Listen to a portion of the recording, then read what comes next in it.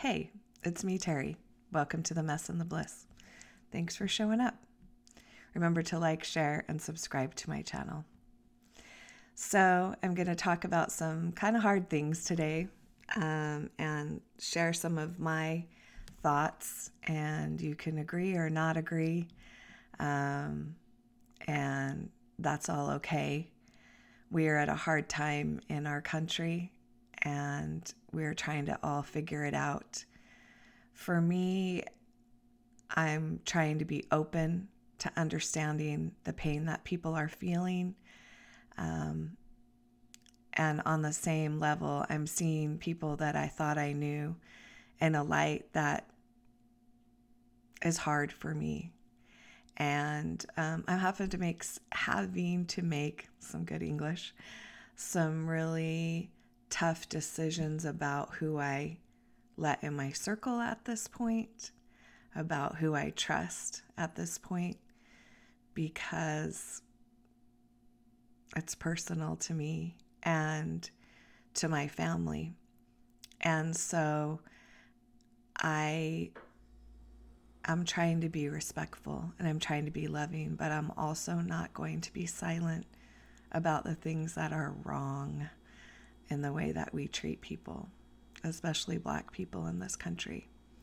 So a couple of things, I'm going to share a few things, and they may or may not blend together. They may be maybe discombobulated this little series today, which is fine. That's how I'm feeling. I think that's how a lot of people are feeling. I'm feeling tired.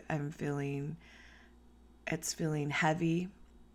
But I think instead of, although we do need to take breaks and we do need to put up some happy posts and we do need to celebrate love and joy, we also need to stay in the room and turn ourselves inside out and really feel the pain that has been being caused for generations. So I'm trying to stay in the room while also taking care of myself. So I'm going to read this and we'll start there.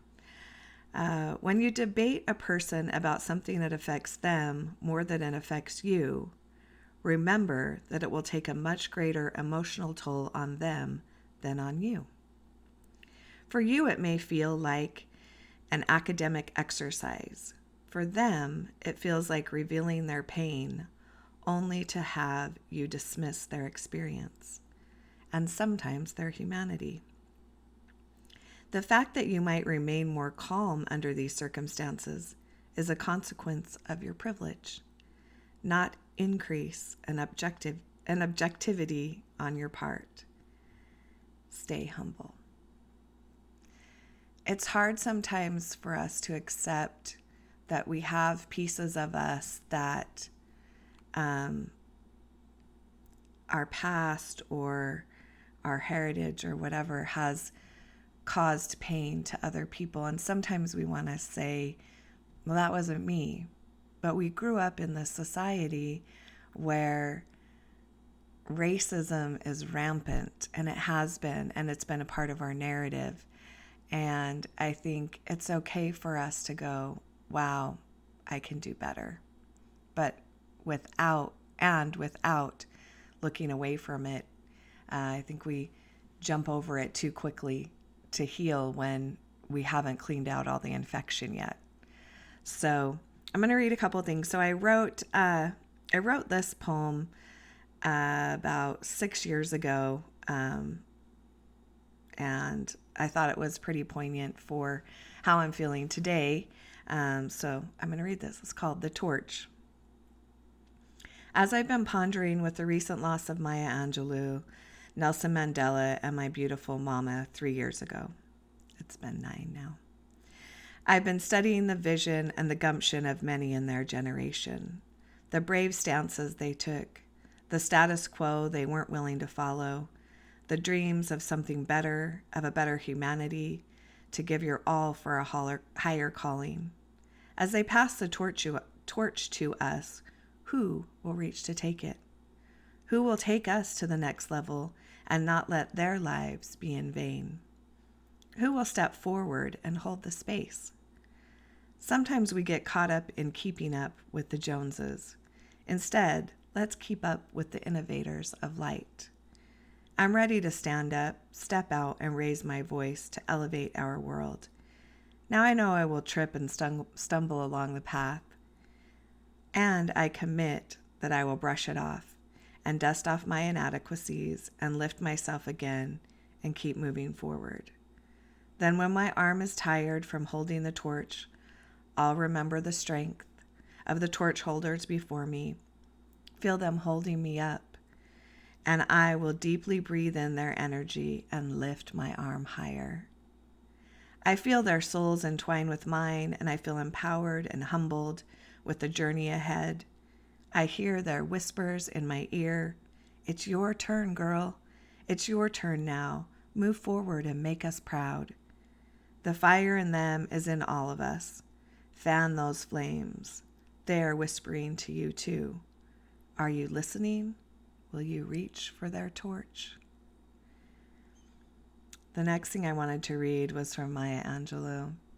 I also think it's very poignant at this point in history as well. So I'm sure you've heard it. It's beautiful. Still I rise. You may write me down in history with your bitter, twisted lies. You may tread me in the very dirt, but still, like dust, I'll rise. Does my sassiness upset you? Why are you beset with gloom? 'Cause I walk like I've got all the wells pumping in my living room? Just like moons and like suns with the certainty of tides, just like hopes springing high, still I rise. Did you want to see me broken, bowed head and lowered eyes, shoulders falling down like teardrops, weakened by my soulful cries? Does my haughtiness affect you? Don't you take it awful hard, 'cause I laugh like I've got gold mines digging in my own backyard. You may shoot me with your words, you may cut me with your eyes, you may kill me with your hatefulness, but still, like air, I'll rise. Does my sexiness upset you? Does it come as a surprise that I dance like I've got diamonds in the meeting of my thighs? Out of the huts of history's shame I rise, up from a past that's rooted in pain. I rise. I'm a black ocean leaping wide, welling and swelling I bear in the tide. Leaving behind nights of terror and fear, I rise. Into a daybreak that's wondrously clear, I rise, bringing the gifts that my ancestors gave. I am the dream and the hope of the slave. I rise, I rise, I rise.